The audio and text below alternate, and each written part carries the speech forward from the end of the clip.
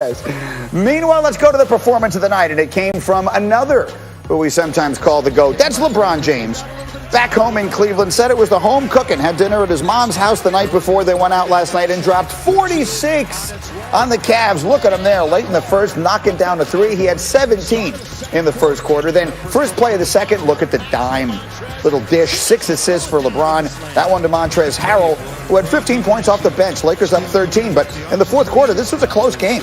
Lakers up just 2. LeBron, defense, offense, flush. He was 19 of 26 from the floor.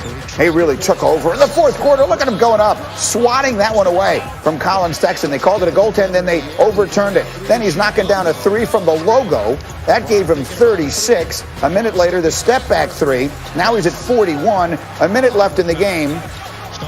Little Bernard King baseline action. LeBron James, 21 in the fourth, 46 points on the night.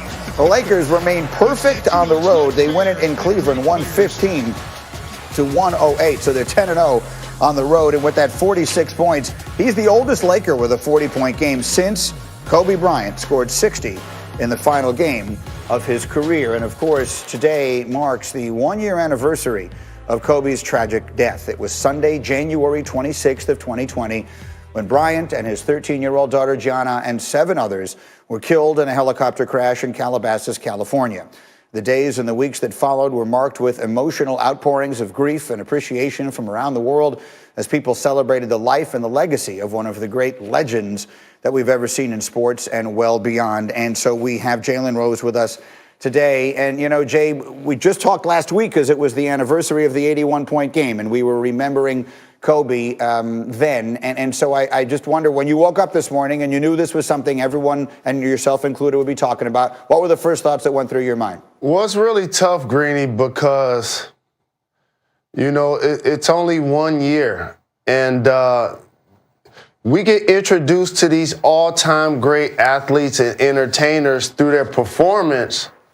But then when you start to get to know them and appreciate that there's a game of life that comes with this. And Kobe Bryant being drafted in 1996, and Jerry West saying that that was the greatest workout that he'd ever seen. Drafted by the Hornets, traded for Vlade Divac to the Los Angeles Lakers. Was a child phenom in the NBA annals, but he wasn't a starter on his own team. And a lot of people, including in his own locker room, resented that he was presented to be the golden child so very young. They go to Utah, they lose a playoff game, he shoots multiple air balls at the end of the game, and people start to assassinate his character. What does he do? He gets in the gym, he starts to work, and before you know it, Kobe Bryant becomes a 3-time back-to-back-to-back champion playing alongside Shaquille O'Neal. And then another, I guess, turbulent career thing happened when he and Shaq didn't see eye to eye and Shaq left. You remember this, Greeny. People chose sides, and they picked Shaq. The public picked Shaq. And then Shaq went to Miami and won a championship. And I remember covering the game when he and Dwayne Wade came back to play at L.A. versus Kobe. There were no handshakes that game. And so for Kobe Bryant to then reinvent himself again, change his number, win 2 more championships with Paul Gasol and Phil Jackson, that validated in his mind his all-time greatness. And we talk about Michael Jordan or LeBron James or whoever you want to be the greatest of all time, but I tell you, if I look really close, there'll never be another Michael Jordan. But Kobe Bryant is the next best thing.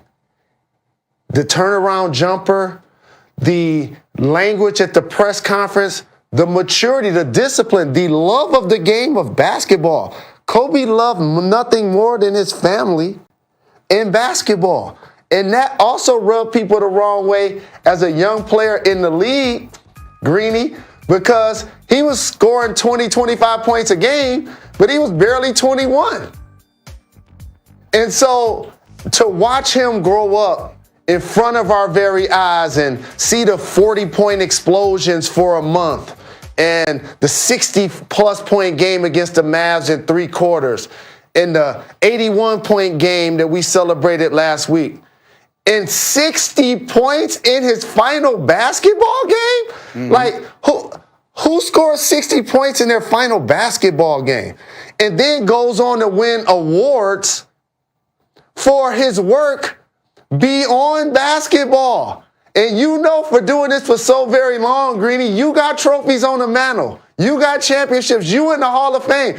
Kobe was accomplishing that already in his young career as a producer. So we really lost a giant. We lost an iconic human being that just happened to play basketball.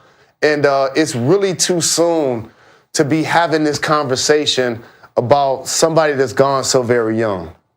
It's a beautiful remembrance, and you're right. He won an Oscar, is what you're talking about, and had his sights set on so many other things that he wanted to do in his life. But one of the things that I wanted to do here was try and remember him with a little bit of a smile today. And so I'd ask you this. We talked about the 81-point game, but when he won his first championship, we just mentioned the three-peat, they beat your Indiana Pacers. How would you describe what it was like trying to guard Kobe Bryant at that point when he was at his absolute best? So that series was his coming out party, Greeny. Phil wins a championship in '98 with Mike and the Bulls. He goes to the Lakers, and they win 3 straight in the early 2000s. Shaq fouls out. I think it's game 4 or 5, and they go into overtime, and that's when they went into what we used to call with MJ the Bermuda Triangle. We just give it to Kobe at the top and clear it out. And that's when he pointed to the ground after he made the jumper to get down and lay down. And that wasn't just to the opponent. That was to the media. That was to the fans. And you know what else? That was to his bench. I was on the court. That was to his team, too. That was them having to validate his greatness in front of the world. And it was really awesome to see. And I'm really proud that one of the most shared Kobe Bryant clips virally is a clip produced by Nanachka Khan and Melvin Marr and myself. And enjoy it today if you want to smile from Kobe Bryant and myself. It's called 81. Swagoo says, where you will hear what other people say, and then Swagoo will tell you what they really meant. The first one, Marcus, is Patrick Mahomes. He was asked about facing Tom Brady in the Super Bowl, and this is what he said.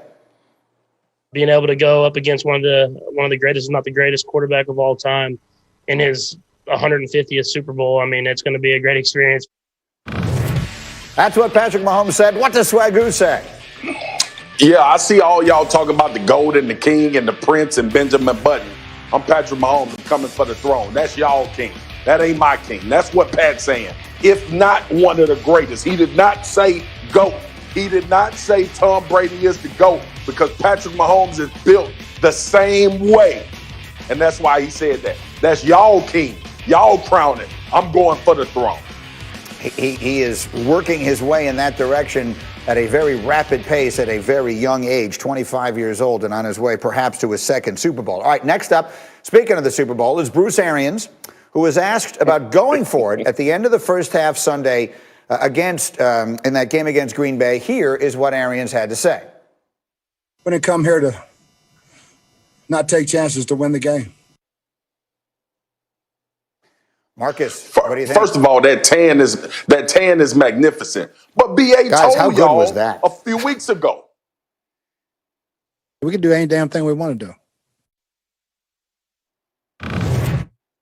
What the hell y'all want me to say? BA done told y'all. He told y'all weeks ago. We do what the hell we want to do. We came here to win. Yeah, we came to throw it down the sideline before halftime to win the damn game. We went for it on 4th down with a handoff to Godwin, and he got the first down to ice the game. We do what the hell we want to do. Now we in the Super Bowl in our own city, so it is what I told y'all it was. We do what the hell we want to do. I love BAG. I told you I got to get a cigar and a drink with this man. I would like to be there just to mediate the conversation. Yes. But very quickly, Marcus, on that play, bearing in mind it's a family show, what word came out of your mouth when Scotty Miller caught that ball? Damn. I have a feeling that's not exactly true. All right, one more. That is not exactly true. One more from Arians. He was asked about facing these high-powered Kansas City Chiefs in the Super Bowl. This is what he said. I'm not really excited playing Tyreek Hill and Kelsey and Mahomes. That's a formidable challenge, but our guys will be up for it. That's what he said. What does Swagoo say? Yeah, G, listen. Bruce Arians is saying what everybody knows. Like, nobody's excited to play up against these dudes. But if you're scared, get a dog. That's what the OGs used to tell me when I was growing up. And BA says, I got some dogs over here too. We gonna be ready to play. I ain't scared. If you're scared, get out. I'm a dog. My team of dogs. If you scared, get a dog. Well, we full of dogs. Let's go win the Super Bowl.